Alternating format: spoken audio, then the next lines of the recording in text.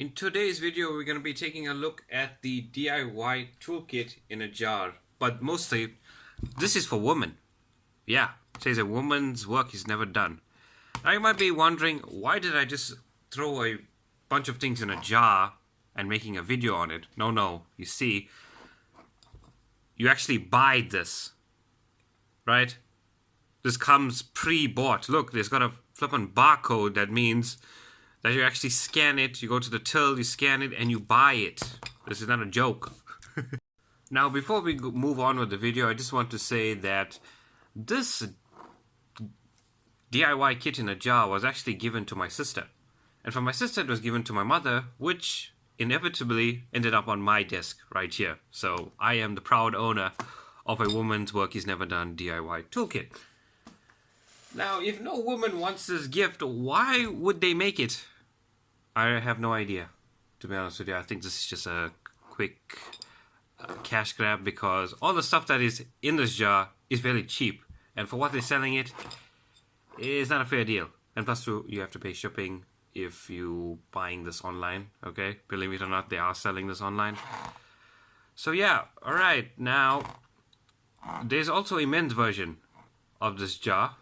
Okay, it's just got a bunch of different tools inside it, and the sticker changes. So it says a woman's jar. That one is a men's jar. I'll just show you a picture briefly on screen, just for a moment, just to give you an idea what it looks like. Now let's take a look at actually what the jar consists of. And the first thing we can see here is some sort of measuring tape. Okay, it's not really bad. Okay, it's actually useful. It's got a button that, ooh, you might get hurt with that, so just be careful. And this tape is in inches.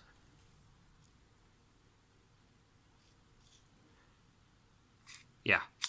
Alright, let's put this aside. Next thing is our gloves. These gloves are not the most terrible thing I've seen. It does feel very cheap though, and looks like it can rip fairly easy, but it's elastic and I guess it's one size fits all, so no matter who you give it to, I guess it should fit them. And it's just packaging inside, if you're curious, just to make it seem like it's filled up with something. Alright, next thing is scissors. Well, I needed a new pair of scissors, and this just looks fairly cool. So let's see if it actually passes the test of cutting something. So here we have a piece of paper. Let's cut. Right, scissors works. Moving on to the next thing. We have our small, tiny blade. I expected this to be a little bigger, but this is also very useful. Now it does not clip into place. You normally see each of the groove. What you do is when you put it there, it's supposed to clip so it doesn't go backwards. Now, I guess mine is defective, so that sucks. But let's see if the blade cuts. Well, the blade works, but I don't know. It just feels very flimsy and cheap, and it sucks. Next thing, I think this is the only product that I like here. Okay. It's got my bottle opener for that ice cold glass Coke. It does have a corkscrew opener as well, okay, if you're into wine and that kind of stuff. And a small mini knife on the side. So the only thing I'll be using in this DIY kit is the scissors, the folding tool. This is maybe. The measuring tape is not bad. And the gloves, well, I'm going to have to use this privately because people will be thinking, why am I using pink gloves?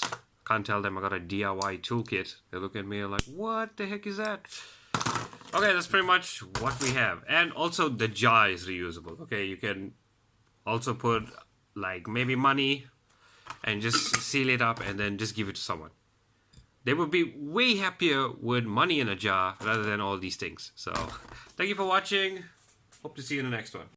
Okay, the last item of this jar that actually fell in the depths over here is the screwdriver.